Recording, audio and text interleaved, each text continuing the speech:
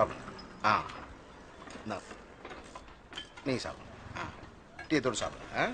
அரண் செய்ய விருந்து ஆறுவது சினம் இயல்வது. சாப்பிட்டுட்டு வீட்டு பாடம் இருந்தால் எழுதுங்க, இல்லைன்னா படிங்க.